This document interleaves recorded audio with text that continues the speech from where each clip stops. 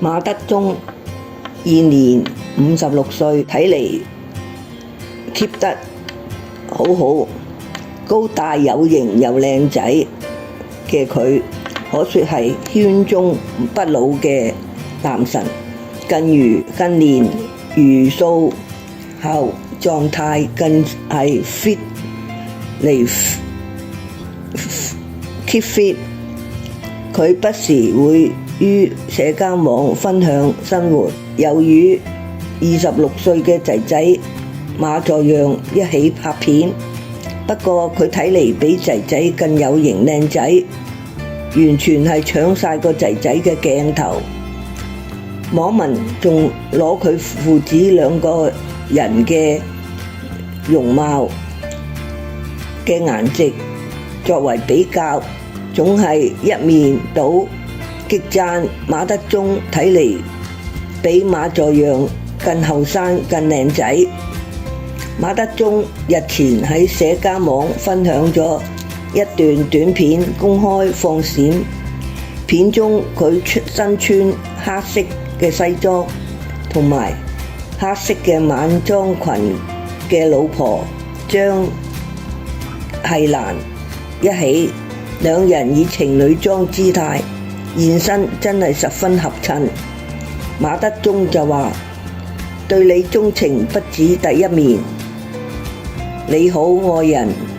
咁樣同佢個老婆表白愛意。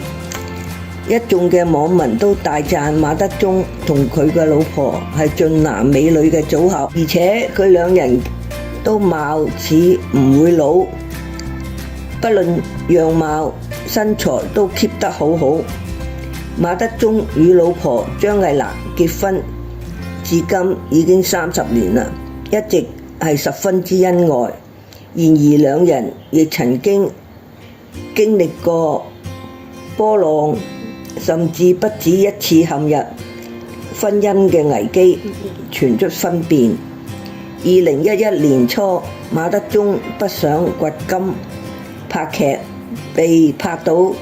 喺橫店拍攝電影期間，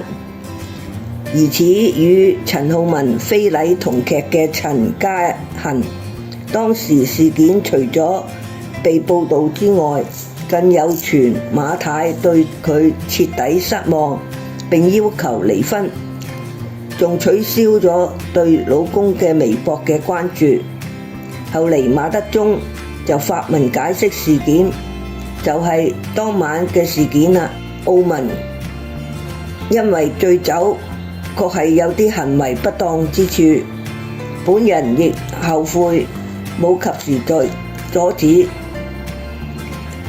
另外仲走去安慰陳嘉嫻嘅行為，令人產生咗誤會，就此要向陳嘉嫻說聲對唔住，事件才告一段落。馬太選擇相信咗自己嘅老公，不離不棄，兩人又回復當初嘅恩愛。今日有網民喺社交網分享喺銅鑼灣鬧市偶遇馬德鐘嘅合照，以香港滾床福利為標題，留言呢個同埋馬神嘅第二次相遇。12月華仔演唱會嘅時候，厚着面皮追上去之後，要咗合影，人超英俊有型。今日同埋朋友喺銅鑼灣食牛雜，轉頭望過去就見到佢站喺我自己嘅身旁，激動到不得，運氣爆棚嘅我，要知道佢每部戲我都冇錯過，坐定定咁，我係一個 TVB 迷，相中可見馬德鐘身穿藍色嘅衛衣同埋白色嘅長褲，戴上 cap 帽，打扮得相當年輕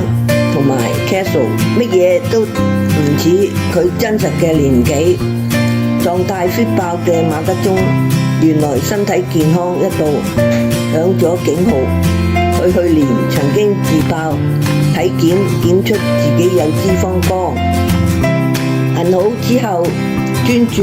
調養身體，改食素，脂肪肝嘅問題就從此消失。馬德鐘當時就表示，其實我自己6年前已經係有脂肪肝，因此我就好注重自己嘅身體，我就改咗食素。我一向唔食煙唔飲酒，所以係好快嘅時間已經冇咗脂肪肝。食素之後身體好好多，好返好多，無論身體各方面嘅指數、精神嘅狀況各方面都比較好咗好多。